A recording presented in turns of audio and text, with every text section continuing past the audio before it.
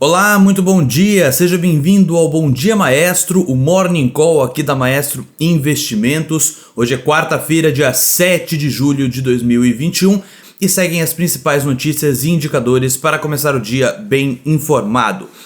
Futuros das bolsas de Nova York sobem com índices europeus à espera da ata da última reunião do FONC, o Federal Open Market Committee, que pode indicar trajetória da política monetária.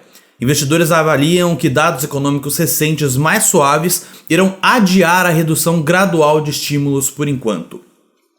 O petróleo sobe enquanto os investidores avaliam um impasse de alto risco entre a Arábia Saudita e os Emirados Árabes Unidos, que impediu os esforços de aumentar a produção da OPEP+, para atender à retomada da demanda. Índices de mercado agora pela manhã. Tóquio fechou em queda de 0,96%, Hong Kong também fechou em queda de 0,40% e Xangai foi fechada em alta de 0,66%. Londres, neste momento, 0,49% positivo. Paris tem uma levíssima queda de 0,01% e Frankfurt está em alta de 0,83%.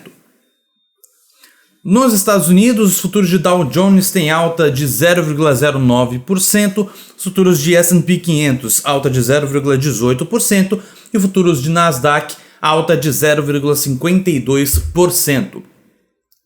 Na agenda hoje, aqui no Brasil, nós teremos a divulgação das vendas no varejo do mês de maio, será divulgada às 9 horas da manhã.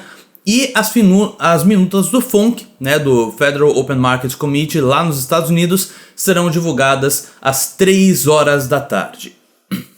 Vamos para o destaque internacional. No Japão, o governo está se preparando para declarar estado de emergência em Tóquio por causa do coronavírus. A Olimpíada, que está programada para começar no próximo dia 11, pode ficar sem público. E a China completou a venda de 100 mil toneladas das suas reservas de metais. 20% desse total era de cobre, 30% de zinco e 50% de alumínio. E o governo ainda prometeu vender mais para estabilizar os preços de matérias-primas.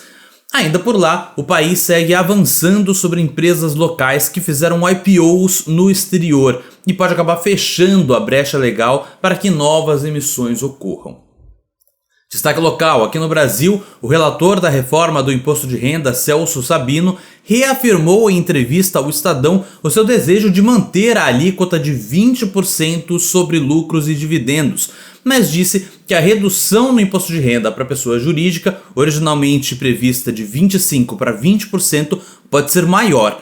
Nas suas contas, a cada 2 pontos percentuais e meio de redução do IRPJ, o impacto na arrecadação é de 19 bilhões de reais. Ainda segundo ele, medidas de controle e contra a elisão fiscal podem ser enxugadas.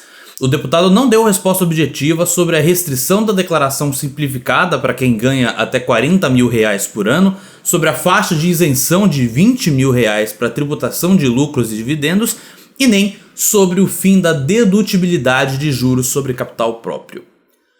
O ministro da Economia, Paulo Guedes, agora mira em corte de subsídios entre 20 bilhões e 40 bilhões de reais das indústrias petroquímica, a REIQ, e de bebidas, para reduzir ainda mais a alíquota do IRPJ.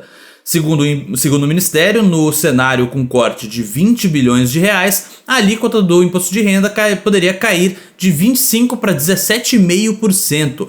A medida poderia ser apensada à proposta original. E o governo pretende vender 100% dos Correios, e a proposta de privatização deve ser votada até agosto. O Procurador-Geral da República, Augusto Aras, diz que seria inconstitucional o trâmite ser iniciado por meio de um projeto de lei, como o governo quer, e o que deveria ser realizado por uma PEC, ou seja, uma proposta de emenda à Constituição. Augusto Aras se posicionou na terça-feira de maneira contrária à privatização de serviços postais e correio aéreo nacional da Empresa Brasileira de Correios e Telégrafos, a ECT. A manifestação foi encaminhada ao Supremo Tribunal Federal no âmbito de uma ação direta de inconstitucionalidade, uma ADI, apresentada pela Associação dos Profissionais dos Correios, a ADCAP. Aras ratifica a posição já fornecida pela PGR, em que argumenta que a Constituição não permite a prestação indireta dos serviços postais e do Correio Aéreo Nacional. O destaque de empresas fica para a Petrobras, que informou na terça que vai promover um aumento de 7% nos preços de venda de gás natural para as distribuidoras a partir do dia 1º de agosto. A empresa cita a valorização do petróleo no segundo trimestre deste ano. Os reajustes da companhia são realizados trimestralmente, com variações que decorrem da aplicação de fórmulas negociadas nos contratos de fornecimento. Então é isso, um bom dia, um abraço e bons negócios.